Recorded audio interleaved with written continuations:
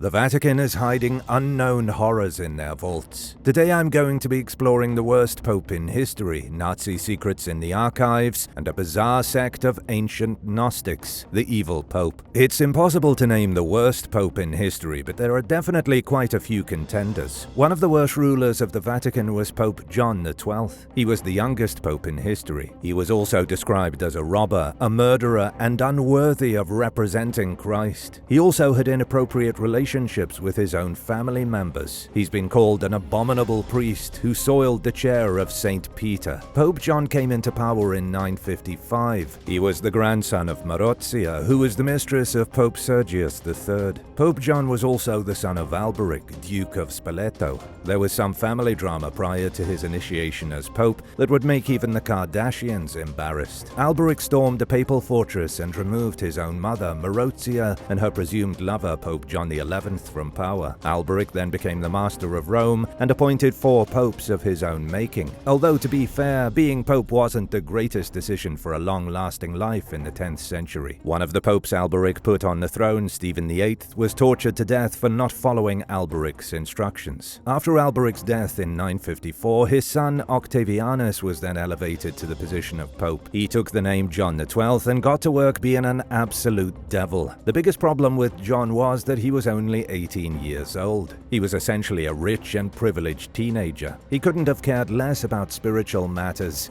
He was interested in drinking, gambling, and partying with ladies. Rome immediately backslid into chaos. Pope John used the immense wealth of the church to fund his own lavish lifestyle. He turned the legendary Lateran Palace into a brothel. He was known for bedding married women. He had multiple mistresses. John even made one of his mistresses a governor and bestowed upon her treasures of the church. He impregnated anyone he felt like, and worse. One of the most terrifying rumors about this pope was that he had women pilgrims journeying to Rome on a spiritual quest, kidnapped. The pilgrims were brought to him in his palace, where he brutalized them. Before long, John was bankrupt and hated by everyone. King Berengar invaded the Papal States in 960. John would have been defeated if he hadn't begged for help from King Otto of Saxony, king of the Germans. John promised to make Otto the Holy Roman Emperor if he would only protect him from his enemies. The truly remarkable thing is, this act of desperation had major consequences for the rest of history. On February 2nd, 962,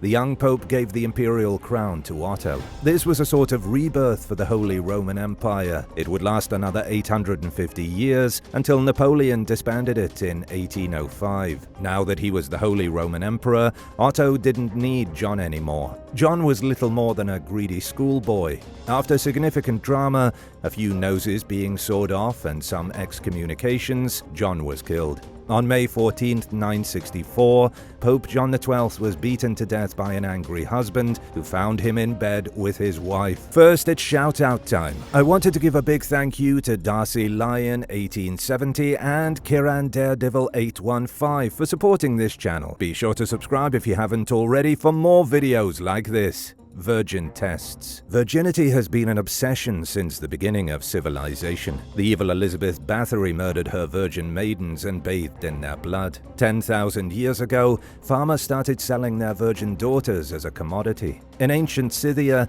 girls were not allowed to lose their virginity until they had killed a man in battle. Throughout the ages, virginity has been a symbol of purity. Now for the shocking part. The Christian Church took the importance of virginity to a whole new level of madness. It was so important to early Christians that women remained virgins until their wedding night that families would watch the first marital act of copulation. Even the local priest would stand at the bedside and inspect what was happening to ensure the new bride hadn't given herself away beforehand. It's about the creepiest thing you could think of now, but 1,000 years ago it was seen as a celebration. The longer Christianity was around, the more important virginity became. In the 1200s, physicians were no longer allowed to physically touch a woman to check her status, so they came up with crazy ideas to determine virginity.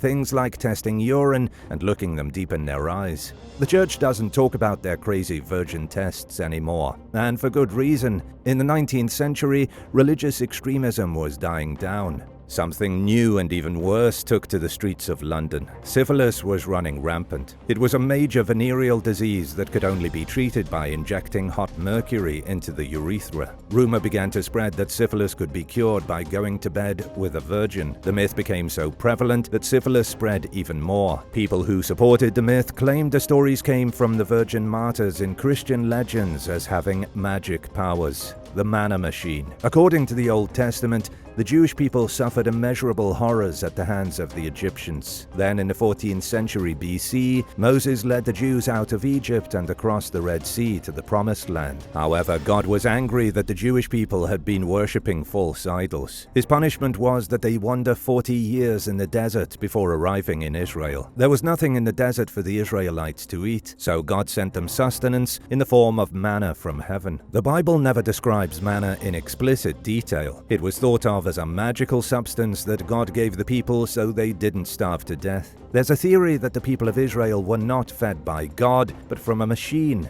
It's a wild one and extremely controversial. The general idea is that the Israelites had a contraption that condensed damp morning air and mixed it with seaweed. The machine was powered by a small nuclear reactor that produced heat and light, accelerating growth. The small machine would have been able to create edible food for the people roaming the desert. Theoretically, it created green algae that was relied upon as a food source. The machine would have been given to the desert wanderers by an advanced being, presumably an alien that they all thought was God. There's no real evidence that such a machine exists. Still, the theory claims it's hidden within the Ark of the Covenant, wherever that might be. Theophites and the Serpent. It seems as if the longer Christianity survives, the crazier the Christian sects get. You've already heard about the horrors of the inbreeding FLDS, but let me show you a much older sect of Christianity. This one is called Theophite, and they thrived in the 2nd century AD. Theophites were Gnostic Christians. They were different from all the other sects in that they believed in a dualistic theology. They opposed the idea of a supreme being, meaning God. Instead, they were of the opinion that humans are a mixture of spiritual goodness and material evil. They understood the duality of humanity, with every man and woman having a bit of good and a bit of evil in them. For the Theophites, the only way to rise above the duality of the human soul was to study the esoteric knowledge of gnosis. To put it simply, men and women needed to be schooled in the bonds that tormented them if they were to break free. They needed to be made aware of the unknown God and the evils of the material world. It was so esoteric and confusing that even modern scholars can't quite put their finger on what the Theophites believed in. They definitely thought Jehovah from the Old Testament was not God. They believed he was a deity who created the material world. They also saw the serpent from the Garden of Eden as the key to knowledge. Jehovah tried to keep humans from the sacred knowledge by forbidding them from eating the fruit. The serpent was trying to give humans that same knowledge that Jehovah kept secret. In this way, the Theophites saw the serpent as a more benevolent figure and Jehovah as more of an evil figure. This really didn't work for the Christian church in its early days. The Theophites were promptly removed from the scenario with extreme prejudice. They only lasted a century or two before their ideals went extinct.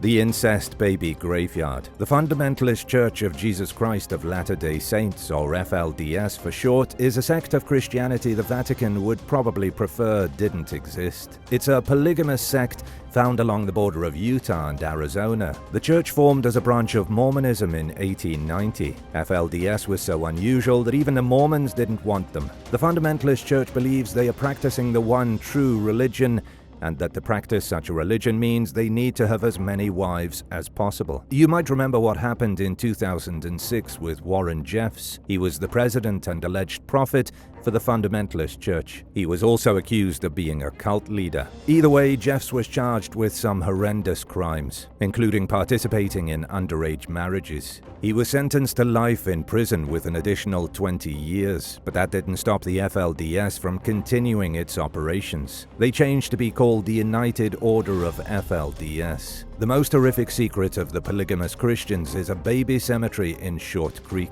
It's unmarked, has no sign, and is protected by a small wooden fence. Beside the cemetery is the building that was taken over by the state of Utah after Warren Jeffs' conviction. The cemetery is mostly overgrown and neglected. Inside, are the grave markers of hundreds of infants. Some of the graves aren't even marked. The graveyard is full of babies who didn't live longer than a day or two, maybe a few weeks at best. They range in date from the early 1950s to 2010. I'm telling you this because FLDS is one of the most shocking modern branches of Christianity. The reason this baby graveyard exists is that the polygamous community started inbreeding at the end of the 19th century. The rampant inbreeding led to a lot of births and a lot of birth complications. The letter from the archives. Correspondence has just been found linking Pope Pius XII to the gassing of Jews and Polish people in 1942. It's a shocking bombshell that has serious ramifications. Ever since World War II, the Vatican has maintained that the Pope did not know the Holocaust was happening. The Vatican has always said they had no idea Hitler was killing 6,000 innocent people a day. This newly found letter proves the Vatican is lying. The letter comes from the Vatican archives,